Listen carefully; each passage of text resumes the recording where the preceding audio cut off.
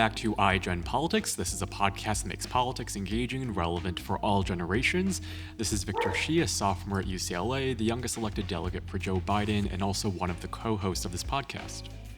And I'm Jill Wine-Banks, the author of The Watergate Girl and an MSNBC legal analyst and the wearer of #Jill's pins. Today's pin is a symbol of justice, or in the case of the book we're going to talk about today, injustice. I've lived through many attorneys general, and I have never seen one who violated Department of Justice policies, norms, and rules as openly and recklessly as Bill Barr has. From his audition memo critiquing then special counsel Mueller's investigation into election interference and acting as the president's most ardent defender at many moments, Bill Barr has undermined the core mission of the Department of Justice: fair and impartial justice under law. As a result, it will take many years before the DOJ can regain the trust and confidence of the American people.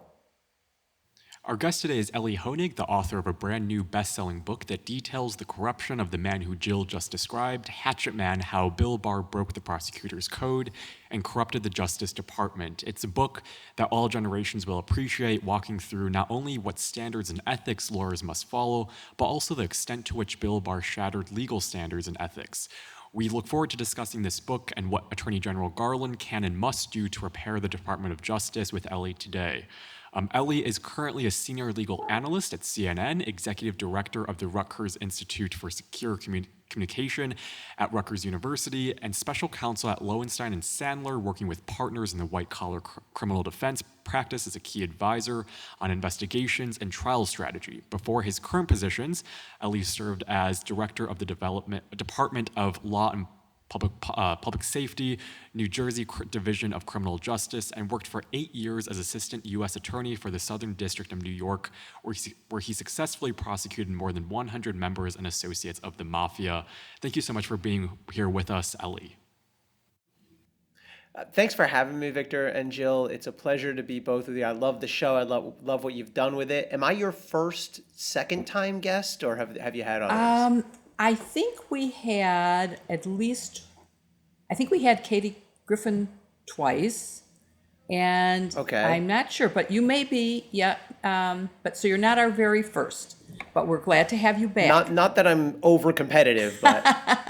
Okay, do you want to be our first to come back a third time? Well, that's my goal now. Okay. Yes, we'll do this. Perfect. We'll knock this out of the park, and then we'll work on number 3. Okay, excellent. Thank you. So, you and I are at different networks, but we both share a love and an appreciation for the Department of Justice, and we both served there, and we both understood immediately how Bill Barr's actions were a stark departure from anything that we had seen in the past. We used our experience to provide commentary on why the public should be concerned, but we differed on whether Barr was an acceptable replacement Attorney General. I said he was unqualified due to his audition memo, but you said, and I'm quoting from your book, which was quoting you from your CNN appearance, that what you want is somebody who's qualified, who's serious, and who's respected. And by all accounts, William Barr is all of those. And that's the quote. Obviously, you changed your mind, and Victor is going to explore that change with you. But in writing your book, you've shown why I was right and have given a marvelous summation of the case against Bill Barr and his tenure as Trump's Attorney General. Based on the extensive reporting of his wrongdoings in office, you really gave what I considered a great closing argument against his tenure as Attorney General. I'm wondering how, in writing your book, though, you decided what wrongdoings of his that you would include and which ones you might leave out, because there are so many. And I'm wondering if, in writing the book, you discovered anything that hadn't previously been reported, because what your book primarily is a summation of what the reporting was that was happening real time. So is there anything that you found that you'd like to share now? Sure, sure. So a couple things. First of all, I was going to correct you when you said that you and I both immediately recognized the threat of Bill Barr, because I didn't. Right. And I quote myself in the book on purpose from the very first day his name was announced, where I said he seems serious and he seems like a good pick. I will say, I guess, somewhat and I quote several other people who had been critical of the Trump administration who initially lauded him as a good pick. When I saw the audition memo, it was a few hours after that. This is like the name came over the wires. And then I started to say, oh, hold up. And I very quickly, the next day or two, wrote a piece for CNN saying, we could have a problem here. But I did quote myself because I wanted to point out I didn't have it in for this guy. I gave him the benefit of the doubt. I was willing to do that and then some. And I thought it was important to sort of put that in there. And a lot of people, I think, felt the same way. I quote Ben Wittes, I quote James Comey, I quote a couple other sort of well-known commentators who initially said, good pick, and by the end were saying, one of them said, consider me burned. On the question you raised, Jill, there's a couple of things. What I do in the book is I use my own experience as an SDNY prosecutor, and Jill, you've obviously had historically important experiences of your own, to draw out what I call the prosecutor's code, the unwritten rules, the principles, ideals, norms that you can only understand by doing and by learning that Bill Barr never did, because he was never a real prosecutor, even though he's been AG twice. And I try to put my experience and the lessons I learned next to Bill Barr's abuses. The biggest thing that I guess we found in doing this book, you asked how did I decide what to put in and what to leave out. It was hard, and there's plenty in there. There's a handful of things that have actually come out only since the book went to the printers a couple months ago. And I've frantically gotten in touch with HarperCollins, my publisher, and said, I got to add this. And they said, it's printed, but you can throw it into the paperback in a few months. But the fact that we keep learning more about Bill Barr's corruption, I think, says something important. Here's what I found that really struck me the most, that I did not expect to find, and I don't think the public knows. Bill Barr, I think we're all well familiar with the fact that he lied to us many times over, that he played politics, that he's a legal extremist, right? A Federalist Society, unitary executive, whatever you want to call it. What really sort of caught my attention and what I found to be stunning is that the man is a religious extremist as well. And I don't mean in his personal capacity. You can do whatever you want religiously in your personal capacity. That's wonderful. The problem is Bill Barr viewed himself in the Attorney General's job as really a culture warrior. And we found things that Bill Barr had written and said publicly back in the 90s, so 30 years ago, probably before you were born, Victor, where he talks about how, and I quote, God's law must be the supreme law of the land. And this is a paraphrase, Judeo-Christian religious norms are the only way to organize civil society. And he rails against, exact quotes here, he rails against, quote, the homosexual agenda or movement. And he rails against militant secularists. And he said, these are the people, these are the movements that are driving our society apart. And so I think Bill Barr really saw it as his mission as Attorney General and he often put it in these warlike phrases that what's our strategy as the church for retaking the hill and retaking preeminence in public life. And so I think that explains a lot of the big question around Barr is why? Why would he do this? And I was shocked when I found this, and we lay it out in the book. And did you talk to Barr at all in writing this book or interview him at any point? I wish. I've officially offered twice, and neither Barr nor his people, I guess it's not accurate to say they rejected. I say in the book they didn't even respond either time. But like a good lawyer, like a good prosecutor, I gave full disclosure. I said this is a very critical. It's called Hatchet Man. I mean, this is a very critical look at the Attorney General. But I would be more than happy to interview with him. I said I'll come down to D.C. I'll meet him face to face.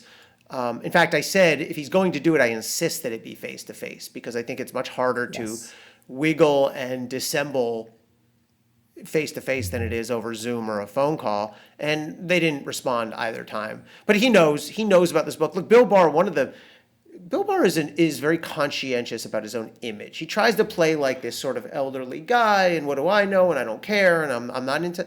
He's very image conscious. He gives a lot of interviews, some on the record, some not. And they always make him look like the superhero. He knows about my book. He's not happy about my book. He's writing his own book that comes out next year. I'm sure it'll be fantastic. Buy his book, buy my book, and make your own decision. Speaking, since you mentioned his title, I wasn't going to ask you about this, but how did you come to that title, and what did you mean to convey by Hatchet Man? It's an aggressive title. I concede that. I actually came up. This is funny. I'll give you a little bit of inside baseball here for how the publishing world works. Because Jill, you've written a book or maybe multiple books. I have your book right over in my living room. Victor, you'll write a few in your day. We initially batted around a couple. I'll even tell you guys. My editor first said, "Let's call it The Enforcer." And I said, no, that's complimentary. If you wrote a book about my time as a prosecutor and called it The Enforcer, I'd say that's great. Then I said, I want to call it Injustice because it's right. He committed many injustices, and it's like a pun because I take you inside the Department of Justice with my backroom, SDNY war stories. And he said, no, that kind of title's sort of vague, and it doesn't. I've done other books with names like Justice-y this and that kind of thing. And then I just wrote out, I said, well, how about any of these? And I think I must have written out 4 or 5 or 6. And one of them was Hatchet Man. And he just said, that's it. We're done. That's it right there. And a hatchet man is somebody who's willing to do anything it takes to protect the boss, to protect the agenda. It's a bit hyperbolic. I don't assert that he committed murders or anything like that, but he was absolutely willing to destroy all of the norms and principles that DOJ is founded on. So I think that's a deserved title. It's funny because the pin I'm wearing today, and you may know I'm known for #Jill's pins, sure. is I'm trying to see it closer. a tarot card of the symbol for justice. And I sent it to Victor this morning saying, I'm going to wear this pin for IN justice for injustice, because that seemed to be... I am honored that my book, I will say, has something to do with one of your pin selections. That is an honor. Well, my pin selection has something to do with your book and your being our guest. That's why it was. Right. So, Victor, why don't you go ahead?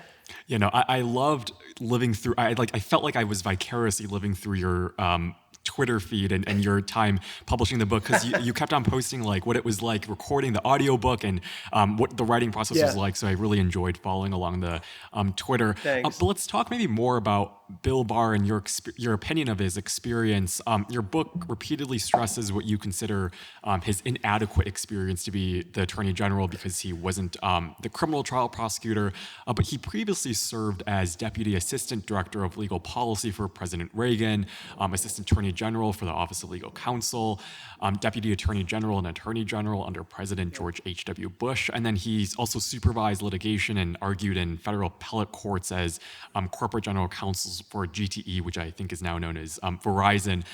So I think at first one might think that he is qualified to be Trump's AG.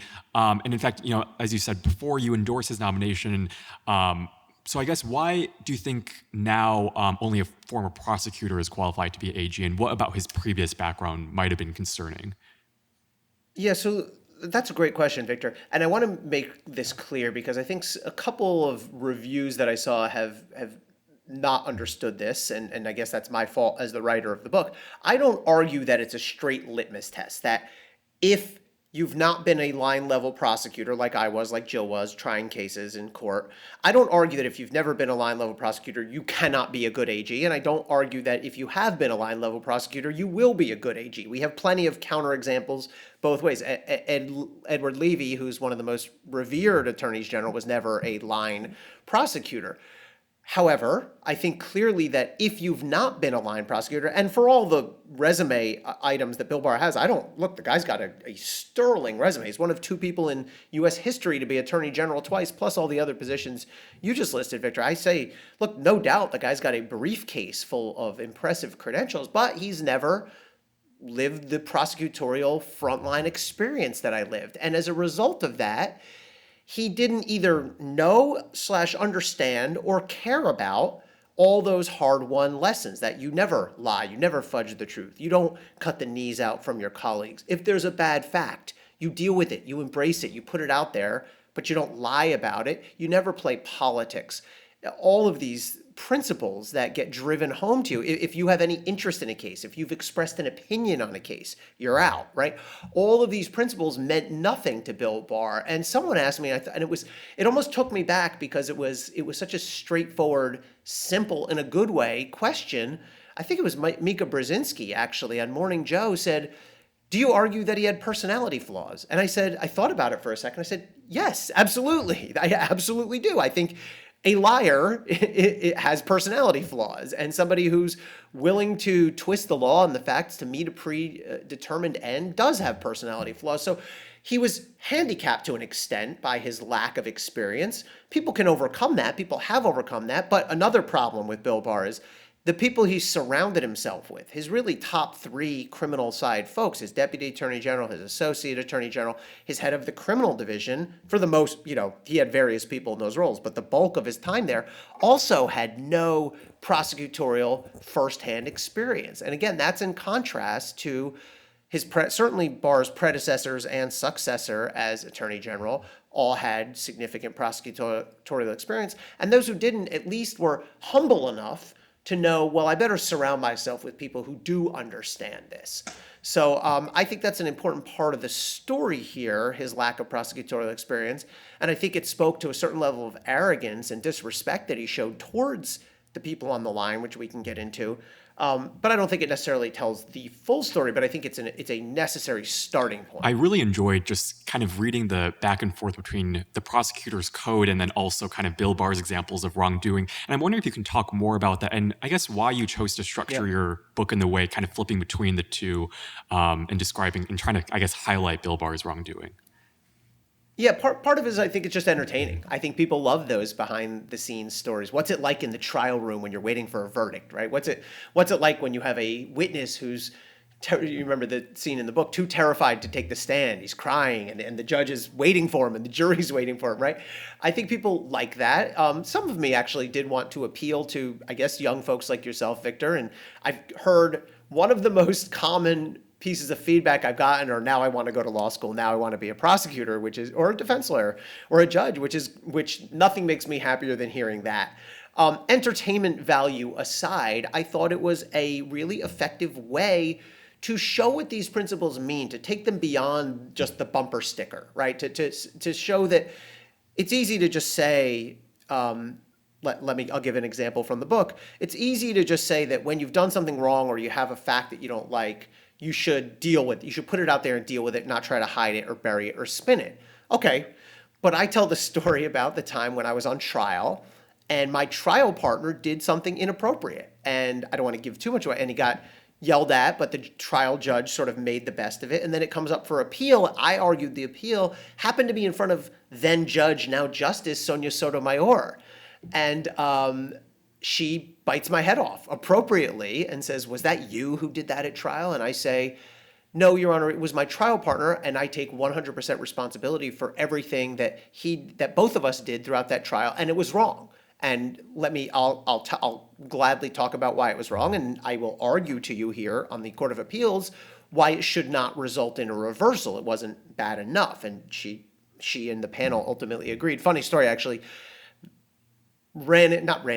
Spoke with her at an event fairly recently, and she said, "I heard I'm in your book."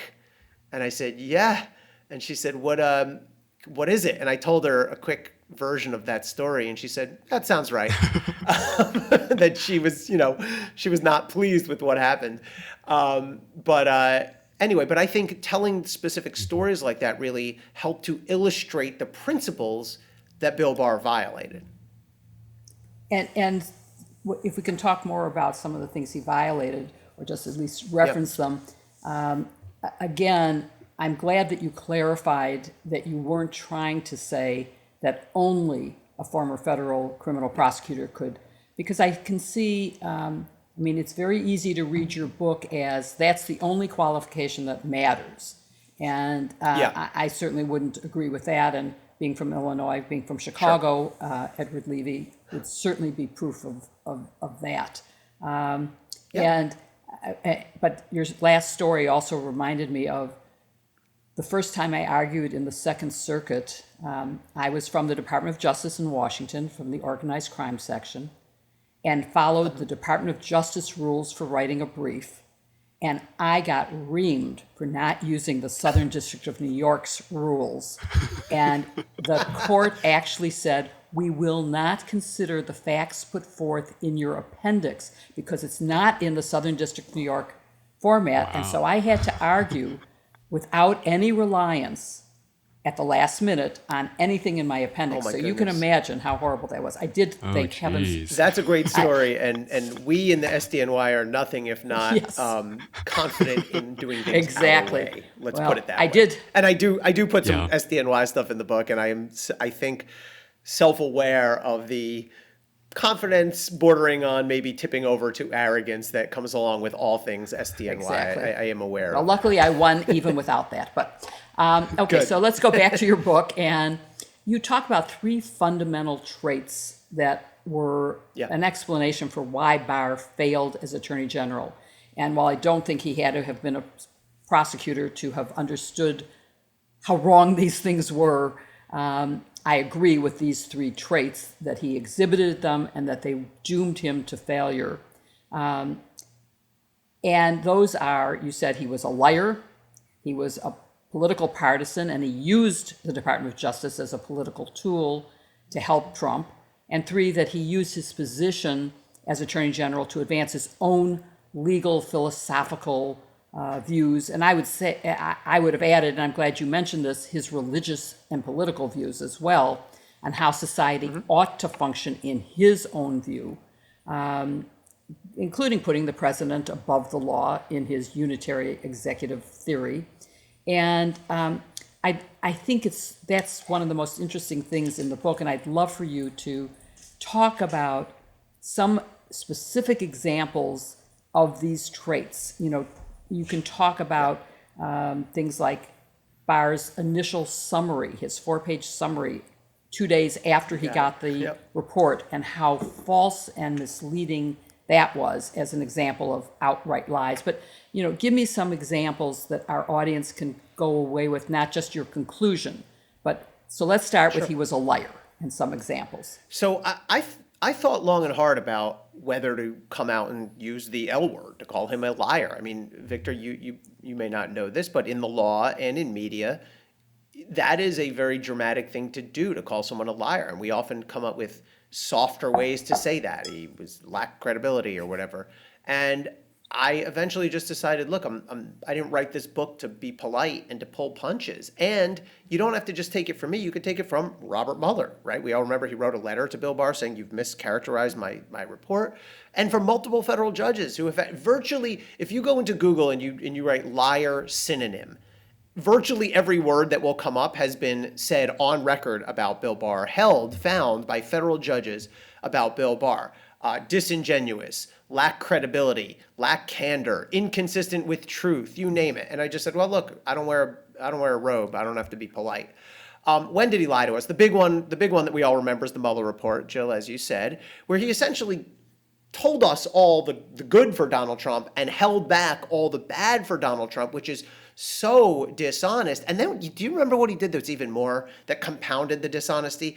He gave us his 4-pager that totally slanted it, and then he held the report back from all of us, public and Congress, for 27 days. And during that nearly full month, his 4-pager had the stage all to itself. And what happens, of course, we're human beings, that becomes the narrative. Forget about first impressions. He had the first impression and he kept it for a month. And then he came up with basically this bogus explanation that we had to spend the time redacting. I mean, you can redact. You have the whole DOJ at your fingertips. And remember, Robert Mueller gave Bill Barr ready to go redacted summaries. And rather than put those out, Bill Barr just put out his own 4-page spin, and Mueller and his team were furious, according to Andrew Weissman, who's written about it since, was part of the team, and to Mueller himself. But that's not the only lie Bill Barr told. That's probably the one most people remember. But I mean, election fraud is another one. Bill Barr did turn on Donald Trump I would argue, after the end in December, once it was clear the election was over and Donald Trump had lost, and said there's no evidence of election fraud. What Bill Barr's leaving out of his little image rehab tour that he's on now, and I don't leave out of my book, I don't leave any of this out of my book, is that for 6 months prior to the election, Bill Barr was out there lying about election fraud. Oh, there's this huge risk. Foreign ballots, counterfeit ballots, we can't police it. Every time he said it on national radio, national TV, he said it in Congress. Whenever he was asked, well, what evidence do you have of that? He either said none, but it's obvious. In one case, when he interviewed with Wolf Blitzer on CNN, he gave this bogus case involving 1,700 fraudulent ballots. It turned out it was not a DOJ case, but involved one fraudulent ballot, and DOJ had to issue a correction the next day. So he lied to us about that. He lied about, remember when he fired the SDNY U.S. Attorney, Jeffrey Berman? And Bill Barr's public statement was Jeffrey Berman will be stepping down. And Berman, a few hours later, issued a statement saying, no, I'm not. So he lied about that. He lied about things big and small. And I think that says a lot about his character.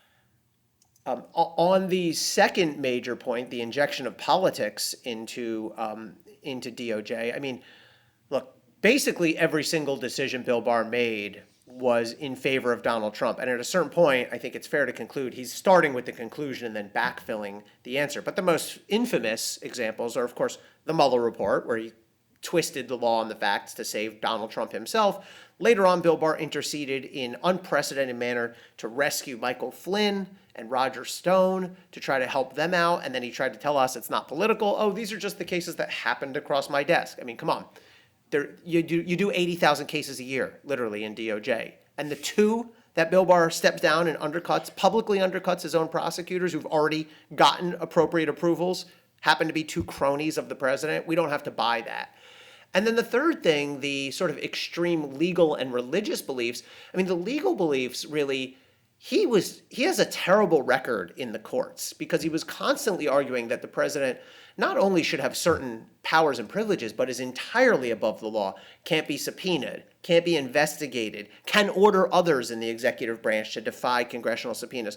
He got crushed in courts, but a lot of times he did the trick just by stringing things out and delaying things until after the election, or so long that people couldn't even follow it anymore. And then finally, on the religious piece, you know, Bill Barr did pursue some culture warrior-like policies. I'll give you a couple examples. One is the death penalty. I mean, he went on a killing spree on his way out the door. He imposed the death penalty. Well, the death penalty had already been imposed, but they were all in sort of moratorium. The prior several administrations, Republican and Democrat, dating back to 2003, had declined to put anyone to death. And then Bill Barr had 13 people executed on his way out the door, including one on January 14th, or just days before the Trump administration left. And then the second thing is Bill Barr took a position in the Supreme Court, DOJ took a position against equal rights for LGBTQ people, who sued, and they won in the Supreme Court over Bill Barr's objection. But that's an old school, I think, sort of retrogressive position to take. So all of this stuff really impacted Bill Barr's performance in a tangible way. So you mentioned, go ahead, Jill. Do you want to ask a question? No, go ahead. Oh, okay, yeah. I mean, so you mentioned his false claims about the election, and I wanted to ask you how dangerous. I mean, you mentioned in your book his interview by Wolf Blitzer, in which Barr said that there were several indictments involving mail-in ballot voter fraud in Texas. I guess first, is there any truth to that, and how dangerous is that coming from the Attorney General himself? Yeah, no, that interview that Bill Barr gave Wolf Blitzer was really remarkable for just how arrogant and untruthful Bill Barr was. I mean, he sat there and Wolf Blitzer asked him, how many cases has DOJ indicted involving voter fraud? And Barr goes, first of all, Barr answered, quote, and I quote, several that I know of. The answer, of course, he had zero. He couldn't name them, but he had one. And Bill Barr said, well, we indicted a case out of Texas involving 1,700 fraudulent ballots. And I remember watching that and thinking, okay, wow, I didn't know about this. I haven't ever heard of this, but that's real evidence if they have that. Turns out the we, first of all, is not DOJ. The we was Texas state prosecutors. Not the major lie there, but a weird one. Why would you claim it was DOJ's case when it wasn't? The big lie there was 1,700 ballots. The actual Texas prosecutor said there was one, a single fraudulent ballot. And the next day, DOJ had to issue this humiliating walkback. And I don't know if I wouldn't expect you to remember, but you know what they did? They didn't own up and take responsibility like the example I gave you earlier with Justice Sotomayor. They said, oh, we had some lower level staffer's fault. He got it wrong. I mean, first of all, amazing how every single mistake Bill Barr made was always in Donald Trump's favor, always in favor of the narrative of the moment, every single time. I mean, we don't have to buy that, and I don't. So they walked that back. And yeah, Victor, you make a great point. He did all this as Attorney General. I mean, it's one thing, it's not a good thing for members of Congress, your Jim Jordans, your Josh Hawleys to claim election fraud, that kind of thing. But ultimately, they have, while they're powerful people, they don't have anywhere near the power and the gravitas that the Attorney General carries. And for him to go on record with those kind of lies over and over again, I think did enormous damage in spreading the big lie in the first place. So beyond the lying part of his qualities as Attorney General, your second point was that he politicized the Department of Justice, which to me is one of the most horrible things he did.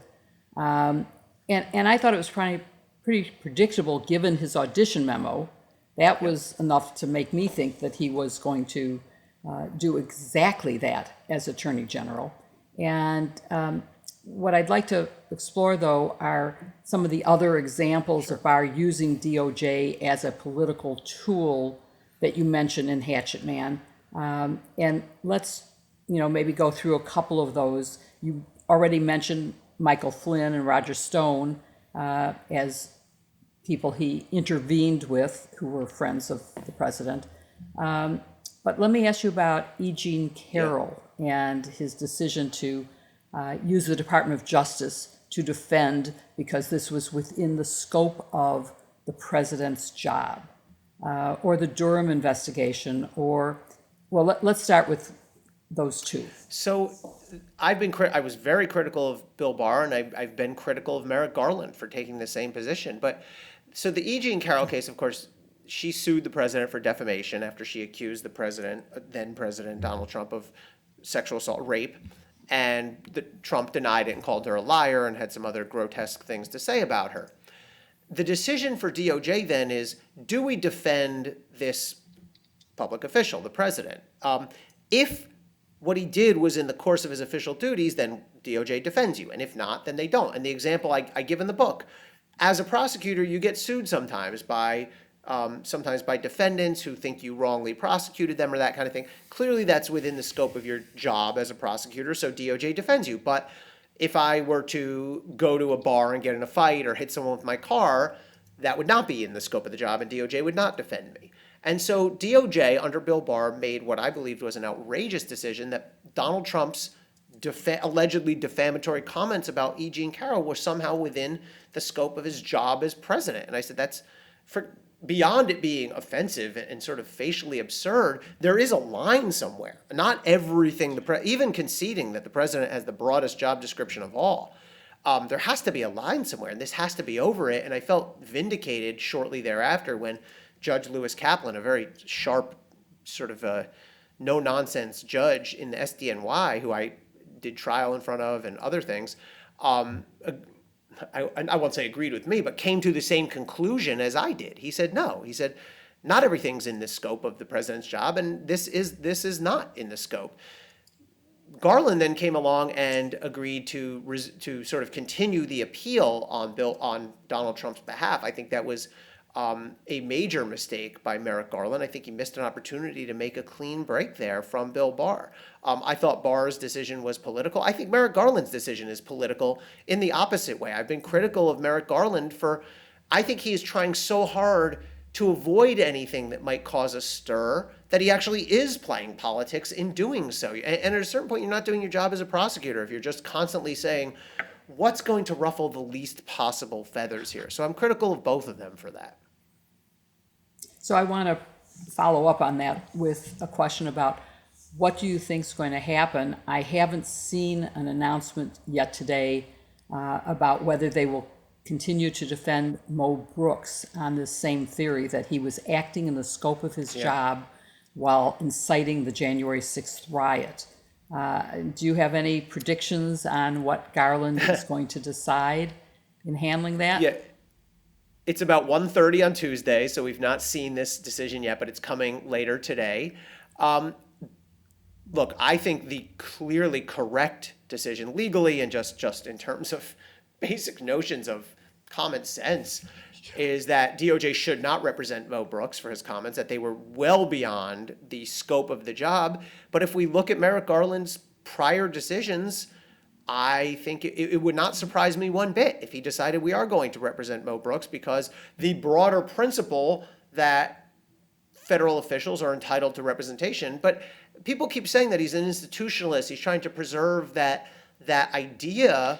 But again, there is a line, right? I mean, there are things that federal officials do not get protected for. And so I think if Merrick Garland's just sort of taking this blanket approach of, I don't want to do anything that causes political ruckus, that gives the appearance that I'm sort of undoing something that the prior administration did, then he's not doing his job. So I guess, Jill, if I had to bet, I would bet that Merrick Garland will take up the representation of Mo Brooks. I don't feel, it's not much more than a 50-50 at this point, but if I had to guess, I would guess that way.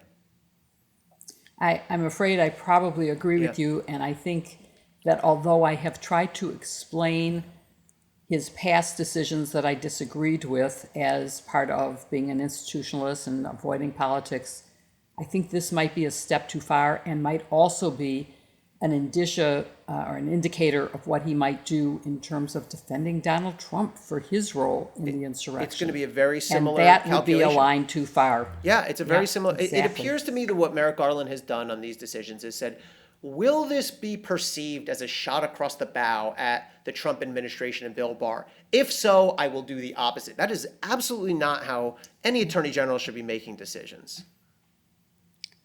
Definitely agree. I think Jennifer Rubin yesterday wrote this op-ed in the Washington Post, and she basically said, quite bluntly, sedition shouldn't be in the scope of an elected official's duties. But one last point that you make in your book about Barr is that he used his position to advocate his own beliefs and his legal views and promote popular right-wing legal organizations like the Federalist Society. And I'd like to ask you about that, maybe starting with something that you mentioned before, which is this unitary executive theory, which might sound a little unfamiliar to lawyers, to non-lawyers.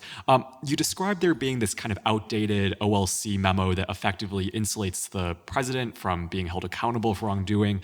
And one could argue that Barr might have been trying to uphold OLC policy or kind of follow legal precedent. But how much do you think that had to do with Barr's own views on the powers of the presidency? Yeah, I think Bill Barr saw in Donald Trump a perfect vehicle or vessel to pursue sort of the extreme of the Federalist Society unitary executive theory. Now, let me step back for a second here.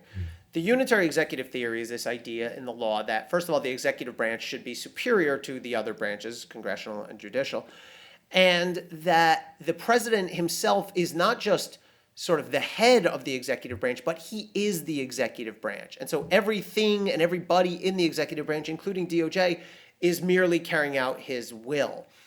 That is on the right side of the spectrum, but it's not, to me, beyond the ken. I mean, you'll see, Victor, if and when you go to law school someday, that's an accepted school of thought. Now, not uniformly, but it's a school of thought. The problem with Bill Barr is he pushed it to absurd lengths. He argued that the president can't be subpoenaed, can't be investigated, can order anybody else in the executive branch to ignore Congress when Congress serves a subpoena. And like I said, he'd lost an awful lot. I actually don't fault Bill Barr for the memo.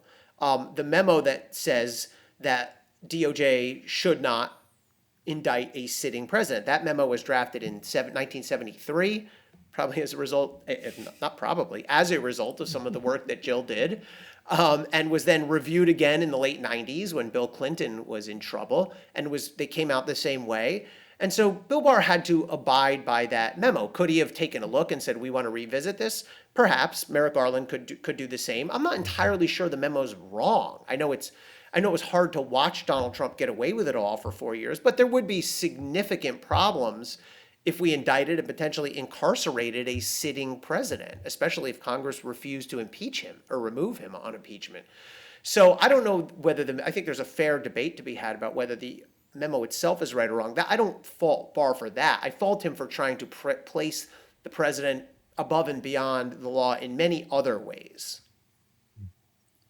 Well, I just want to follow up on what you just said, Elie, which is, I think there's a difference between saying the president is the executive branch and saying that the executive branch supersedes all other branches. And that's where, even if there is some validity, which I would challenge, to the unitary executive theory, it goes way beyond it when you say, and you don't have to pay attention to congressional oversight or to decisions of the court. And I would also just like to point out that in 1973, I thought that the OLC memo was incorrect, that a sitting president could be indicted, and when there was enough evidence, should be indicted. But that's a whole separate discussion we can have some other time. Let's go back to your book, and you end it with talking about what DOJ needs to do to repair itself as an institution, to get people to trust it as a protector of justice, and to prevent abuses of power from occurring again. And I'd like to have you talk about some of the reforms that you've included in your book, because to me, saving the Department of Justice is so important. And I'd love to talk about that. Yeah. So in the book, I talk about how there's really two avenues that DOJ needs to go down in order to get back on its feet. One is formal policy change, and I'll get back to those in a moment. And the other is getting back to the unwritten laws, the unwritten rules, the prosecutor's code. So starting with formal change, I outlined 9 changes that I think can happen and should happen. Starting, for example, there is longstanding guidance within DOJ that very severely and strictly limits communications between DOJ employees and Congress members or staff. There is, however, no such rule, or was no such rule, limiting communications between DOJ and the White House. Now, just a couple weeks ago, the White House actually adopted rules limiting that conduct, which is a good thing, and DOJ ought to adopt similar limits formally. There have been some rules set out in letters and sort of informal guidance within DOJ and within the White House, but let's codify it, right? Let's be clear about it. There should be essentially no communication about specific prosecutions, and if there is, it needs to be reported and dealt with and that kind of thing.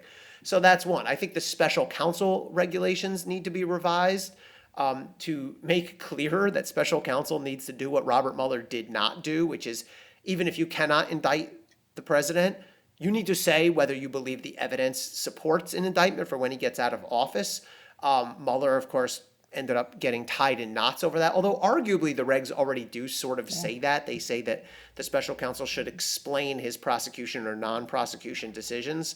Mueller chose not to do that, but I think we need to clarify that as well. I think we need an ethics overhaul. I don't know, to this day, I don't know, and nobody's ever explained how Bill Barr managed to stay on the Mueller investigation when he had already publicly prejudged it decisively. He said, it's fatally misconceived. You're out. I mean, in the book, I talk about a few cases I was recused off of because my father's former law partner once represented a witness in my case in a civil case 12 years ago.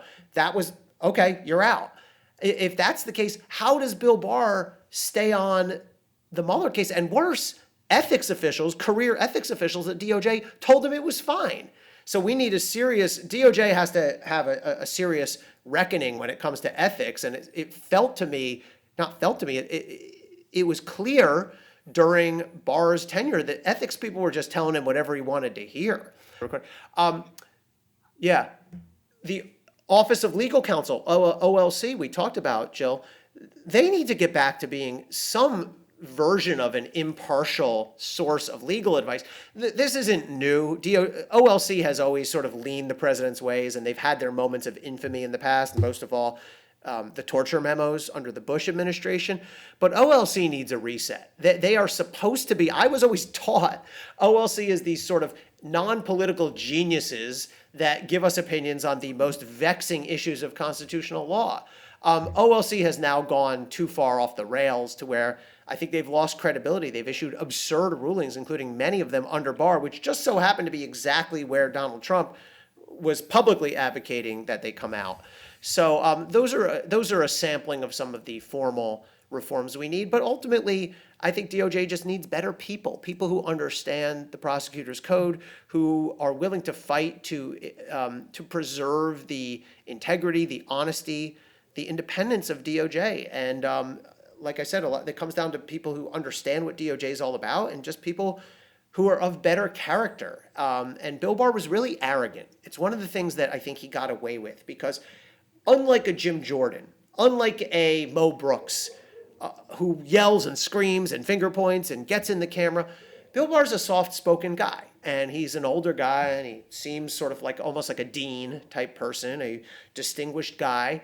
But he's really quite arrogant, both in the ways that he handled his job and the ways we've talked about throughout this today's program, the ways he lied to us, the way he demeaned the thousands of women and men who work at DOJ. He talked down at them. At the very end, he gave a wildly insulting speech about who do these people think, Jill, I'm sure you remember this, who do these people think they are? This isn't a nursery school where they all get a say. That's a, right? I mean, he said outrageously arrogant things, and he's really an arrogant, I won't even say he's an arrogant person, I will say he conducted himself in a remarkably arrogant way as Attorney General. And so we need an Attorney General who has a bit of humility.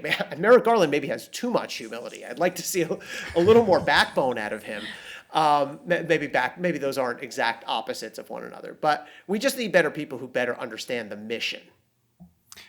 So, your book does... I want to just say that I think that in order to really understand all of the reforms you're suggesting and that are so necessary, people are going to have to read the book and see for themselves, and that nothing is more important than getting it right and reforming the Department of Justice. So thank you very much for being with us today. We really appreciate it.